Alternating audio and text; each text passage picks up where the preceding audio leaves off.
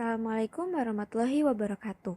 Kami di sini dari kelompok 2 akan menjelaskan tentang refraksi. Sebelum itu, dalam kelompok kami ada 4 siswi. Yang pertama ada Adinda Alisya Putri, kedua Astri Nur Okta Maharani, ketiga Faulia Ayu Anggreni Fauzi, dan yang keempat ada Neila Maulidia Ulfa. Di mana Adinda dan Faulia sebagai pemapar, Astri sebagai pencari materi, dan Neila sebagai pembuat PowerPoint. Langsung aja yuk kita masuk ke materinya. Yang pertama ada definisi refraksi. Refraksi disebut dengan pembiasan gelombang. Refraksi merupakan suatu peristiwa dibelokkannya suatu gelombang karena melewati medium yang berbeda. Karena itulah terjadi pembelokan. Nah, maksudnya jadi ada suatu gelombang dia melewati medium yang berbeda, makanya terjadilah pembelokan. Setiap medium memiliki kerapatan yang berbeda-beda dengan lainnya. Misalnya kerapatan udara dan air. Udara memiliki tingkat kerapatan yang lebih sedikit dibandingkan air. Dan oleh karena itu, ketika ada cahaya yang menembus air yang sebelumnya melalui medium udara, maka cahaya akan dibelokkan. Contoh paling nyatanya biasanya yang sering kita alami atau bisa kita lakukan yaitu ketika kita memasukkan sedotan ke dalam minuman kita. Nah, kita akan melihat seolah-olah sedotan tersebut tidak lurus. Lalu, adapun peristiwa refraksi atau yang biasa kita sebut sebagai pembiasan gelombang. Peristiwa tersebut ada dua, yaitu yang pertama, cahaya yang datang dari medium kurang rapat ke medium yang lebih rapat, maka cahaya akan mendekati garis normal.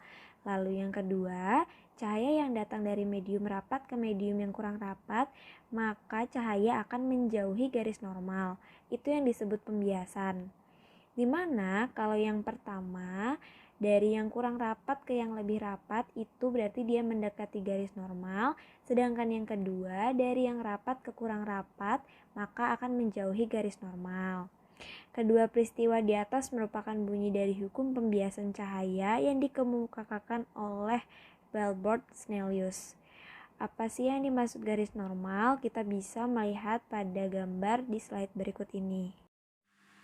Nah, di sini dapat kalian lihat dari bentuk gambar berikut ini di mana memiliki hubungan antara kecepatan cahaya, sudut datang, dan sudut bias.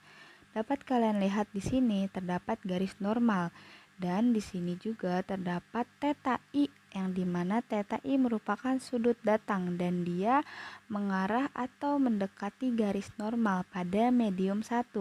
Kemudian di sini ada theta L ya, pada medium 2 yang dimana dia itu mengarah menjauhi garis normal, sehingga inilah yang dinamakan dengan pembiasan atau bisa juga theta L adalah sudut bias.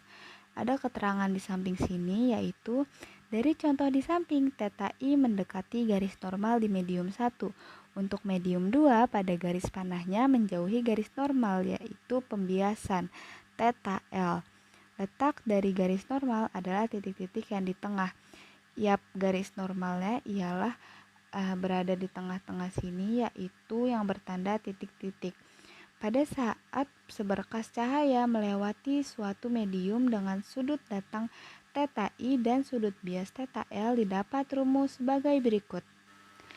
Dapat dilihat di sini terdapat persamaan yang dihasilkan dari hubungan tadi, yaitu hubungan antara kecepatan cahaya, sudut datang, dan sudut bias. Dan persamaannya adalah sin theta I per sin theta L sama dengan V1 per V2, yang dimana sin theta I adalah sinus sudut datang dan sin theta L adalah sinus sudut bias.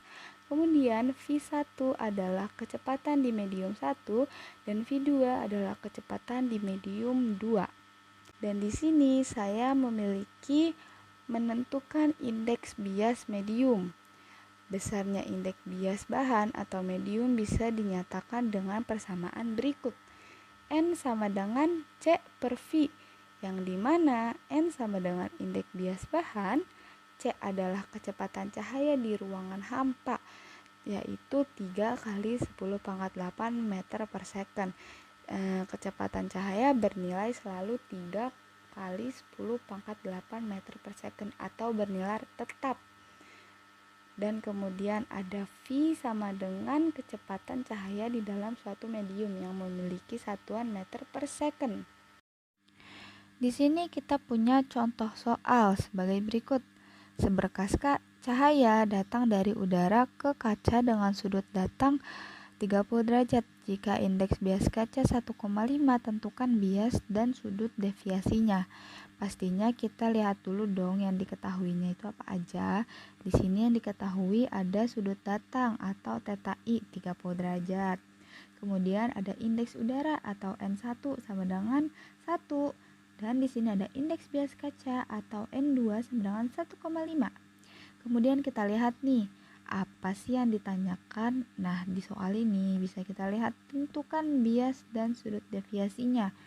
Bias itu theta L dan sudut deviasinya itu theta D.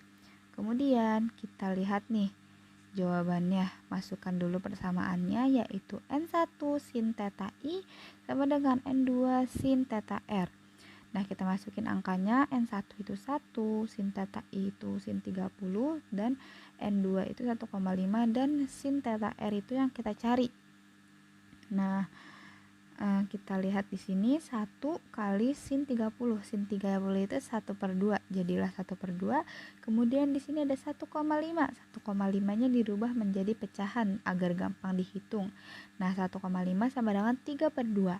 Dan di sini sin QR tetap ya, karena ini yang kita cari.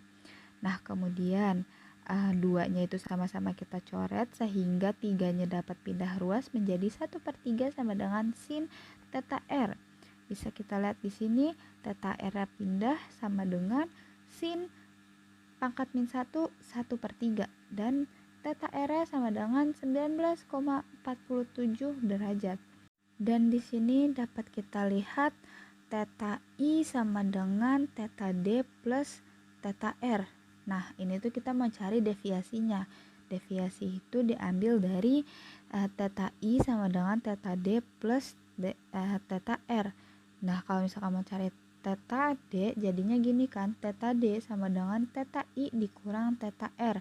Jadinya sama dengan 30 derajat dikurang 19,40 derajat. Nah, menjadi hasilnya adalah 10,53 derajat. Lalu ada penerapan refraksi dalam kehidupan sehari-hari.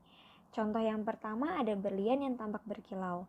Hal ini disebabkan indeks bias intan yang cukup besar dan sudut kritis berlian yang kecil sehingga menyebabkan mereka akan tampak berkilau. Lalu contoh yang kedua, pensil atau sedotan terlihat patah.